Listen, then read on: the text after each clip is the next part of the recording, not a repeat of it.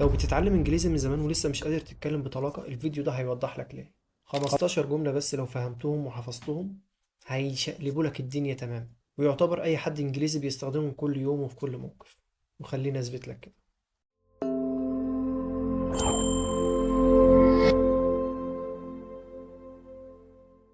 السلام عليكم واهلا بكم في فيديو جديد من مدرسة الانجليزي اللي هعلمك الانجليزي فيها بطريقة واقعية ومختلفة شوية. والنهاردة هعرفك على اهم 15 جملة في اللغة الانجليزية بحالها الناس الانجليزيين بيتكلموا بيها، وفي كل جملة بإذن الله هديك المعنى بتاعها وامتى تستخدمها ويلا بينا.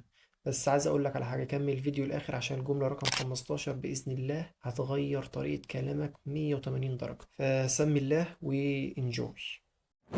أول جملة معانا وهي جملة that makes sense.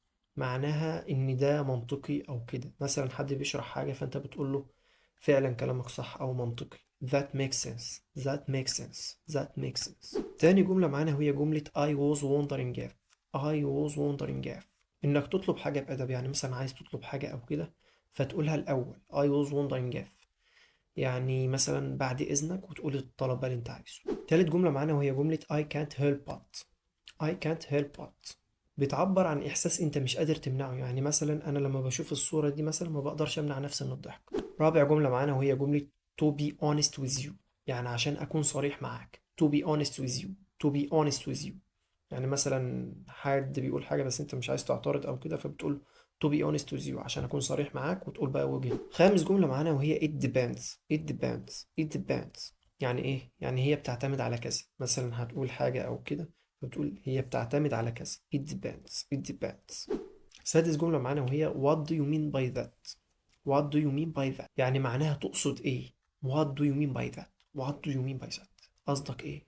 سابع جملة معانا وهي I totally get it. I totally get it. I totally معناها أنا فاهمك تماما، يعني مش فاهمك بس ده فاهمك تماما كمان.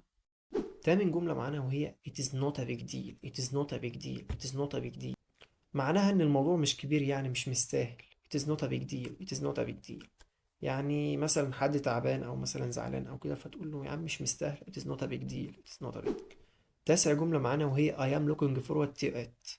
I am looking forward to it معناها مثلا انا متشوق لكذا، او مثلا بتتكلم عن ميعاد مستقبل او كده فبتقول انا متشوق لرؤية هذا. عاشر جملة معانا وهي جملة let me think about that. let me think about that ما بتقولش let me، تقول let me let كأنها دي بس خفيفة. let me think about that يعني مثلا حد قال لك على حاجة بس انت مش عايز ولا ترفض ولا تقول ماشي، فبتقول let me think about that يعني سيبني افكر في الموضوع. الجملة ال11 معانا وهي could you do me a favor. could you do me a favor الطريقة دي تعتبر أكثر أدبا ولطفا لما تيجي مثلا تطلب حاجة، يعني معناها من فضلك أو لو سمحت. الجملة ال13 معانا وهي that is fair enough. that is برضه بتبين اللي قدامك إن أنت موافقه الكلام ده كله. that is fair enough. that is fair enough. الجملة ال14 معانا بقى وهي just to clarify. just to clarify just to clarify ما بتقولش just to clarify، ما بتقولش to، تقول تي. just to clarify just to clarify. آخر جملة معانا والجملة دي معناها مختلف شوية مش شبه الكلام اللي الجملة هي it is what it is. معناها إن الحياة كده، إحنا مش في مثلا اتفرضت عليك حاجة أو كده فتقول it is what it is، يعني إحنا مش في إيدينا حاجة. ده كان أهم 15 جملة إنجليزية هتفرق معاك جدا لو بدأت تستخدمهم من النهاردة.